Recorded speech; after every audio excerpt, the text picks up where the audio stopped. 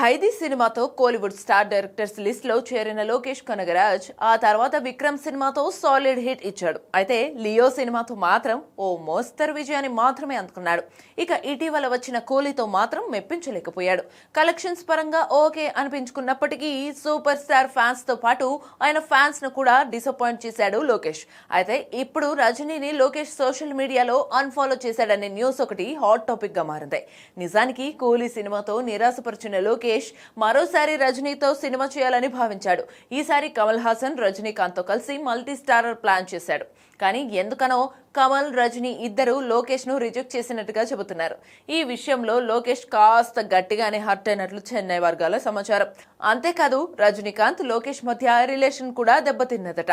అందుకే అన్ఫాలో చేసినట్టుగా చెబుతున్నారు. ప్రస్తుతానికి లోకేష్ వర్సెస్ రజనీ వ్యవహారం కోలీవుడ్ వర్గాల్లో చర్చనీయాంశమైంది. అయితే లోకేష్ ఇంకా తన కొత్త ప్రాజెక్ట్ ప్రకటించలేదు. తమిళ స్టార్ అజిత్ కుమార్ తో మాత్రం ఓ సినిమా ప్లాన్ చేస్తున్నట్టుగా తెలుస్తుంది. త్వరలోనే అధికారిక ప్రకటన ఉంటుందని అంటున్నారు. మరోవైపు లోకేష్ హీరోగా కూడా లక్ చూసుకోవడానికి రెడీగా ఉన్నాడు. అయితే అరుణ్ మాతేశ్వరన్ దర్శకత్వంలో డీసీ అనే టైటిల్ తో సినిమా చేస్తున్నాడు.